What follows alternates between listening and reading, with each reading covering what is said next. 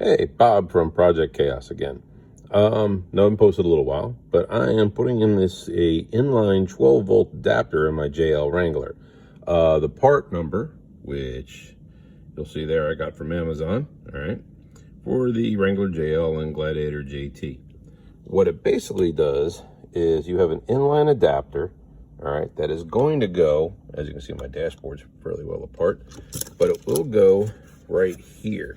This part, this plug, plugs in, obviously, on one side, and the other here will, obviously, not that one. There you go. Basically, you just plug in and lets you have, on this end, a piece here that will allow you to screw power wires here and have 12 volts on whenever this is on. All right. Pulling it out, obviously, you've seen a bazillion videos about how the air conditioning part comes out. All right. Obviously, this connects to the start, and this connects to the, I'm sure it's the air conditioning controls. There's only two places to plug it in, and it pulls completely out. You'll then remove that screw, and then this, all your power stuff, just pops right on out. So what you'll do is you'll just splice it right in there. You'll plug one in here, take the original one, plug it in the other end, and, you know, who's your daddy? It's done. Now, at that point, I will have to find a way to run some wires. Reason I'm running this is I'm going to splice what I have bought here.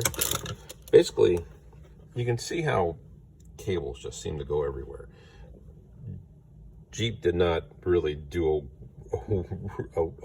any kind of design work to realize that you're going to be running cables up to your dash for various reasons. Whether it's a phone or whatever, it drapes across your radio, it drapes across your air conditioning. So what I am doing is taking one of these units. I am going to actually mount it up here, simple Velcro. But I don't want this thing wired all over the damn place. So I will probably just pop the wire down through here somewhere. You know, if I got to drill a small hole, run it behind the radio, and all this stuff. And then, you know, boom, Bob's your uncle. So, any luck, this should work out just fine. But I just wanted to point this out in case you wanted to do this and have a clean install. I've seen all these other videos where they're sticking it in glove boxes and running wires everywhere. Yeah, no, you know, you do it right, spend the money. This thing was probably 20 bucks. It's on Amazon. It doesn't cost squat. So to do it right, take this off.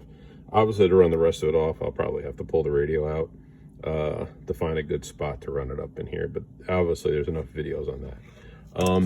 Also, for anybody who's wondering, I did finally come up with a name for the old girl. Since basically I go back to Afghanistan back and forth, she is now war child. So, anyway, as we go back in.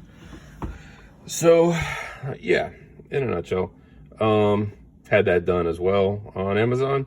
They did it in the Rubicon style, so, which is kind of nice. It was clean. I did the measurements, used masking tape, made sure both on same sides. So, you know, did it once, did it right. So, anyway, and tomorrow, going out with the boys from the Hampton Roads Jeep Club up to Peters Mills. This whole Jeep did really well 2 weeks ago, running it with the Hampton Roads Jeep Club at Flagpole Knob. So, also, just figured I'd add this on for a second part of the video of adding the 12 volts. As you can see, I went ahead and drilled a hole. I went through originally the plastic. I had to remove this, and this is obviously a slight miscalculation, but nobody's ever going to see it. So this side goes straight through. Obviously, as you can see, right to, oh yeah, hang on a minute, right there, comes down.